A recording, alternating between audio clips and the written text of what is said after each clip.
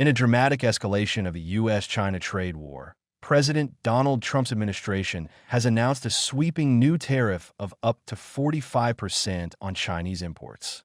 The decision, announced in a White House fact sheet dated April 15th, comes in response to what the administration described as continued hostile and unfair trade practices by China.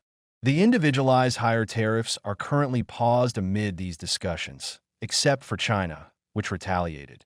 China now faces up to a 245% tariff on imports to the United States as a result of its retaliatory actions in the ongoing U.S.-China ping-pong trade war. Tariffs have surged in a series of tit-for-tat escalations. It began with a 125% tariff imposed by Washington on Chinese exports, promptly matched by Beijing, with an identical 125% duty on U.S. goods. As tensions deepened, the U.S. raised its tariff rate to 145%. Now, with a fresh 100% hike announced by the Trump administration, the total tariff burden on Chinese exports to the U.S. has soared to 245%. The move has once again rattled already volatile global markets, with economists warning of sharp disruptions to supply chains and renewed inflationary pressures. The tariffs imposed on China, as well as other countries on Liberation Day, April 2nd, were part of Donald Trump's ongoing America First trade policy. Following the U.S. announcement of a new tariff burden of up to 245% on its exports to the U.S., China warned it is not afraid of a trade war, with the United States calling instead for dialogue grounded in equality, respect, and mutual benefit. Chinese Foreign Ministry spokesperson Lin Jian said after Trump asserted it was Beijing's responsibility to rejoin negotiations to assure me if I'm positive this tariff war was initiated by the U.S. side and China took necessary countermeasures to safeguard its legitimate rights and interests, as well as international fairness and justice, which are completely reasonable and lawful. China's position has always been clear that there is no winner in a tariff or a trade war. China does not want to fight, but it is not afraid of a fight either. If the U.S. truly wants to resolve the issue through dialogue and negotiation, it should stop its practice of maximum pressure and cease with threats and blackmail. Instead, it should engage in talks with China on the basis of equality, mutual respect, and reciprocity. John reiterated China's position, stating the tariff war was initiated by the United States. Lin stressed that Beijing's retaliatory actions are completely reasonable and legal, aimed at safeguarding the country's rights and upholding fairness in international trade. China's Deputy Director of the National Bureau of Statistics, Xiang Lian, during a news conference on April 16th, said that China strongly condemned the United States tariff barriers and trade practices. Woman USA.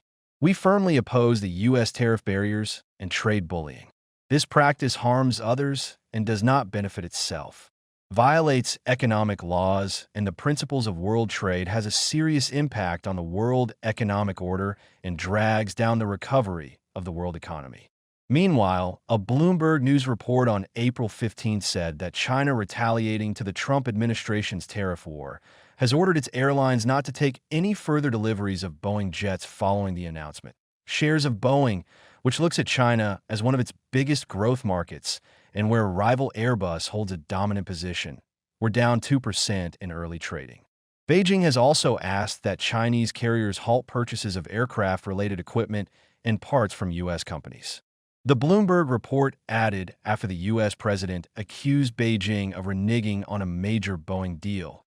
White House Press Secretary Caroline Leavitt echoed Trump's message on April 15th that the ball is in China's court. China needs to make a deal with us. We don't have to make a deal with them. The president has made his position on China quite clear, although I do have an additional statement that he just shared with me in the Oval Office. The president has made his position on China quite clear, although I do have an additional statement that he just shared with me in the Oval Office. The ball is in China's court. China needs to make a deal with us. We don't have to make a deal with them. There's no difference between China and any other country except they are much larger. And China wants what we have, what every country wants what we have, the American consumer. Or to put it another way, they need our money. So the president, again, has made it quite clear that he's open to a deal with China, but China needs to make a deal with the United States of America. Trump, in a Truth Social post referring to China, said, "They just reneged on the big Boeing deal, saying that they will not take possession of fully committed aircraft. Our farmers are great, but because of their greatness, they're always put on the front line with our adversaries, such as China, whenever there's a trade negotiation, or in this case, a trade war. The same thing happened in my first term. China was brutal to our farmers. Are these patriots to just hold on?" And a great trade deal was made. I rewarded our farmers with the payment of $28 billion all through the China deal.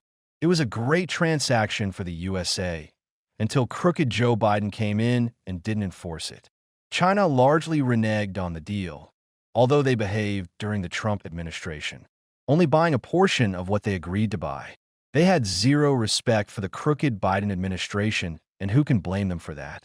Interestingly, they just reneged on the big Boeing deal, saying that they will not take possession of fully committed aircraft. The USA will protect our farmers. Meanwhile, as Trump's protectionism pushes enemies and allies alike, China's leader Xi Jinping is on a charm offensive tour of Southeast Asia to shore up alliances with key trading partners. Jinping reached Malaysia on April 16th and will visit Cambodia next as part of a tour of Southeast Asia, where he is urging economic cooperation.